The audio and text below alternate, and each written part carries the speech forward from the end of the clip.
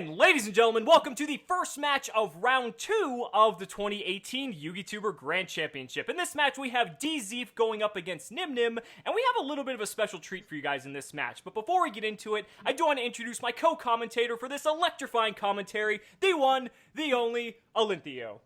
Heyo, how are we all doing? Firstly, before we get into it with this glorious match, I'll say apologies for dropping out. I was in Japan and thought I would have some time to do the match. Nope, but you know, Davinator took over from me.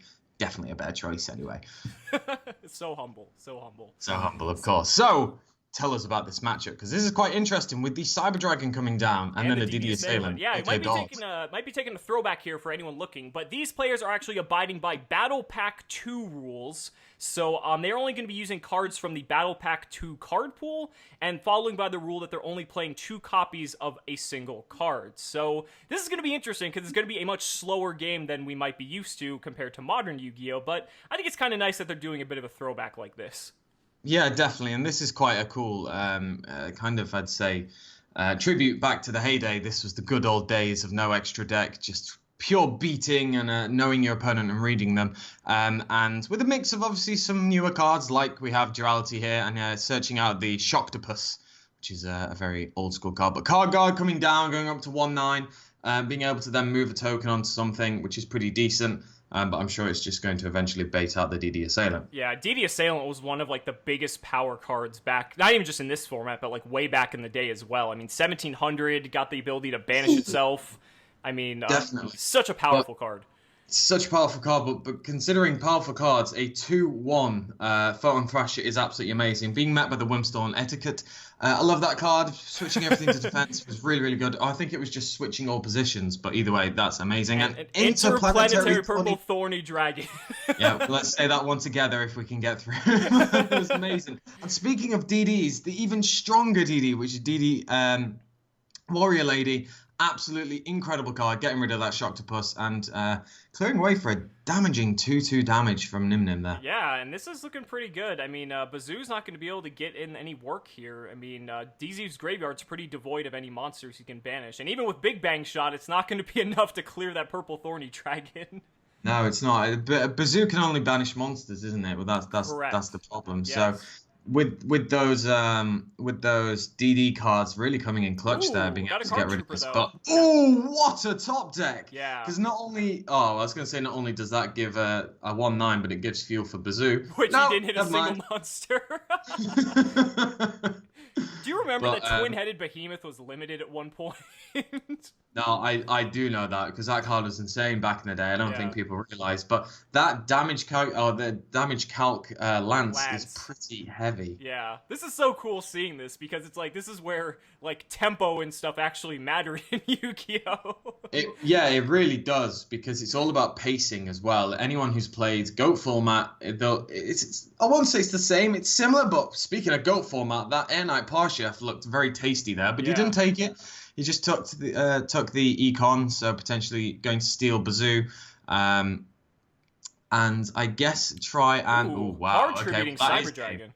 Yeah, that's game. Yeah, right this there. should be game. Well, he has that other back row, but I don't remember what it is, so I don't think it'll matter. Yeah, I forget what it is, but just that is straight game on board. Oh, it's called. Okay, so Call the Haunted, another Call the Haunted. That's going to net him a draw.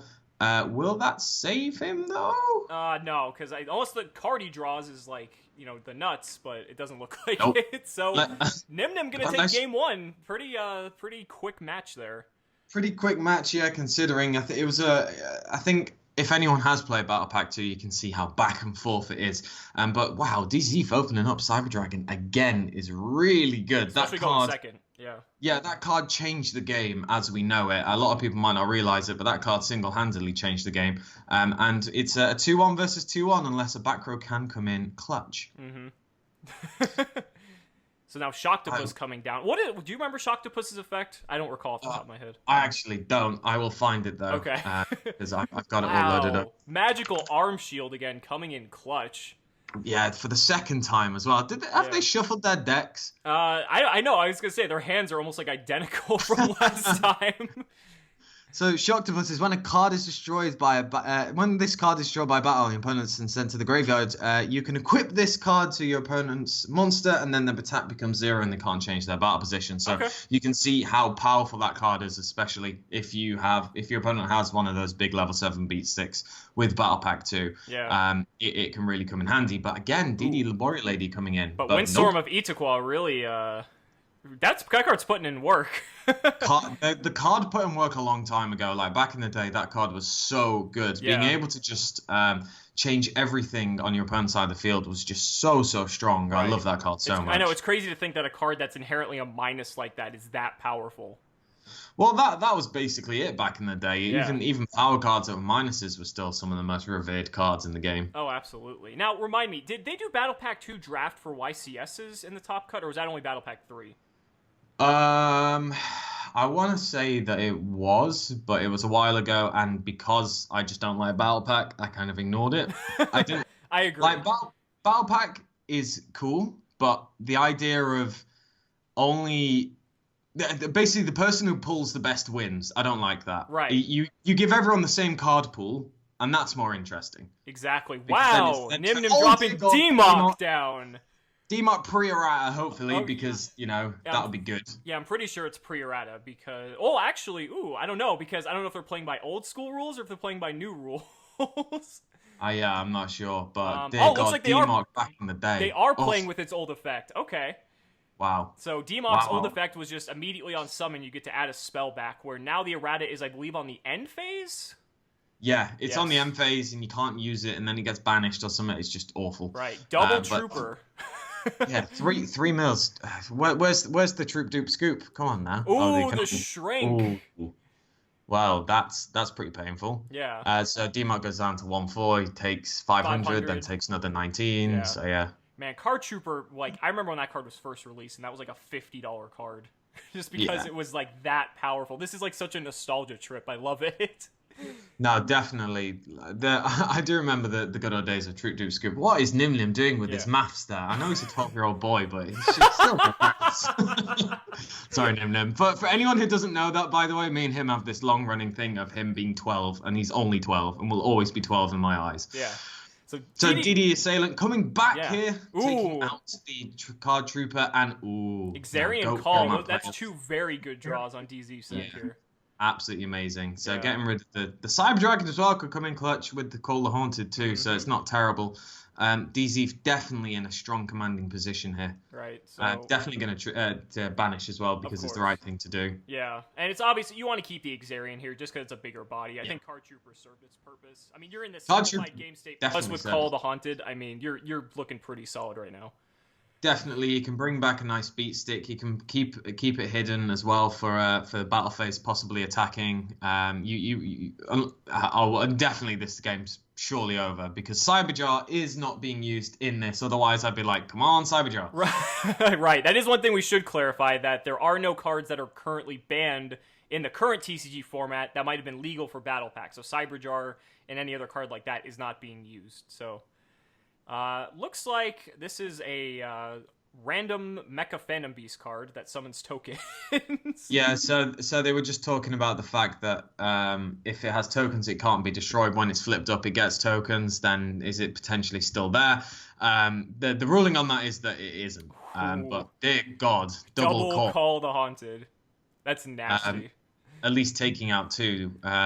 Dzeeff is really going in here. Yeah. And he does make a mistake because he attacked into Hamstrat while the token was still there. So that's a slight miscalculation there by Dzeeff. Econ though. This could be good because now we can steal the Assailant and but the Lance. Okay, so the Lance coming in strong there. Yeah, and then they're just gonna scoop it up. That would have been a really strong play if that would have connected, but yeah, it would have been absolutely amazing. Definitely capitalizing on a Dzeeff mistake there, and we can't really complain or fault anyone for this because some of these cards are just so mentally old it's difficult to read at times. Yeah. But wow, look at that weird hand for Dzeeff there. That's perfectly fine though, because I mean it's fun to bring the audience something a little bit different, a little bit of a throwback, and even for something for a lot of newer players they might not have even known was an actual format.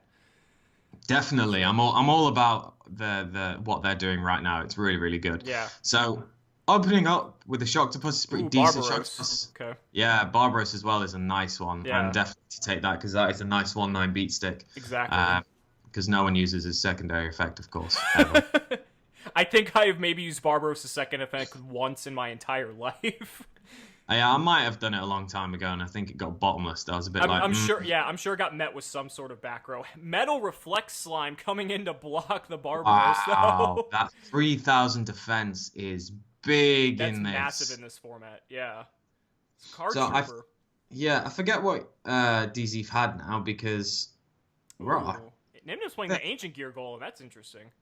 Well, it's a big beat stick, and that's what. Ooh. Oh! Oh my god! Wait, that can't be special summoned. That I was just gonna say. Hold on a sec. Yeah, that would have been too broken.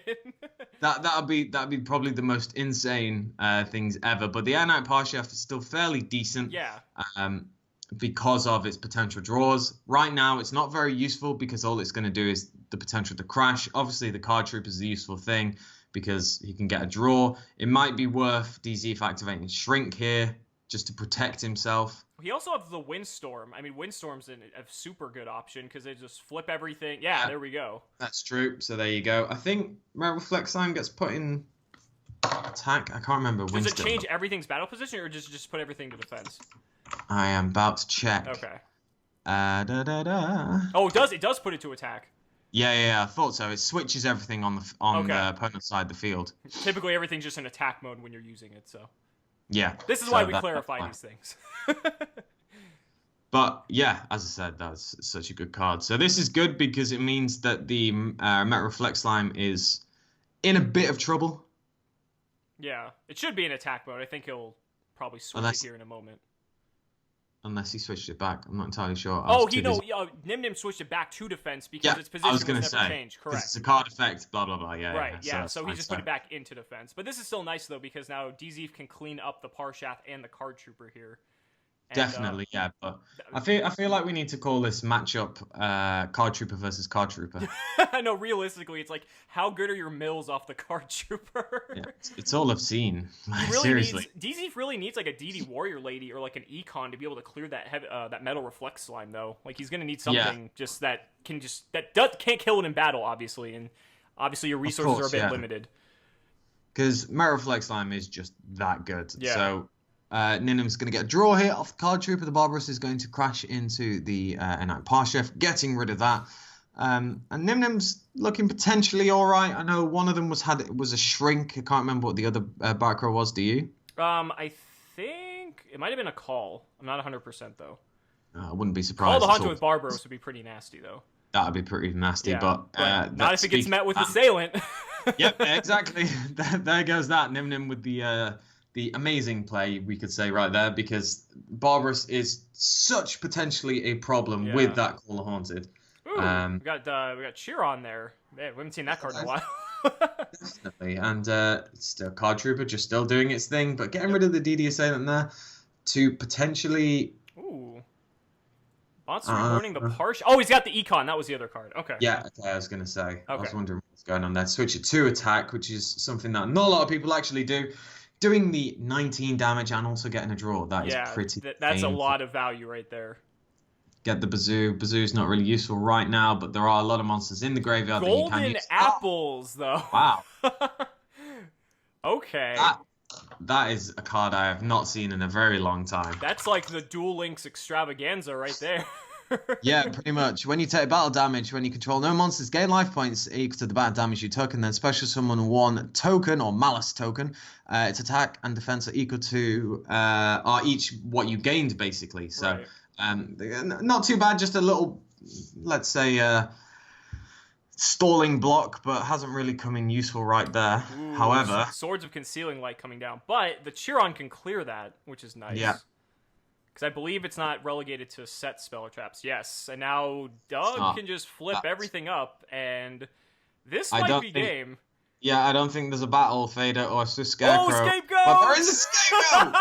Amazing. Now, let's not forget, this is Shades of Goat format, because Air Knight Parshaft's going to do 19 damage and a draw as well. Yeah, so it's still going to get a little bit of damage in there, but... Yeah.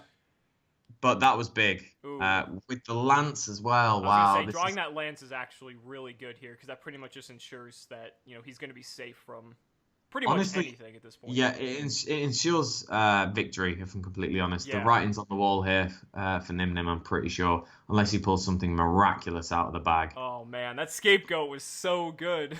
That scapegoat was awesome. I love that. That was like one of those Yu-Gi-Oh moments there. You think he's got your back to the wall, and then you just flip up the scapegoat. Oh man, Definitely. I love it. Ladies and gentlemen, that is how you use scapegoat. None of this link rubbish. None of that. You use it to defend against 4 monsters attacking. That is how you do it. Even if one of them's Air Knight Parshath, we take though. That's the difference between life and death. Yeah, so you're it's not fine. dead, so that's all that matters. No, exactly. He might be very soon, but right now he has another turn, of which there is a lot of pausing. Nyhmnim's considering his options.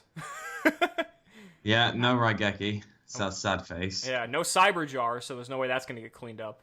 No, look there. So looking at the card pool, you have things like Injection Fairy Lily, that obviously will put him very low on life, but give him something at least.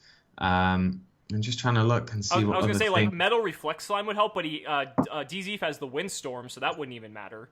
Yeah, so that would just switch it, which wouldn't really help too much. So I'm really just trying to think like what would save him in this instance.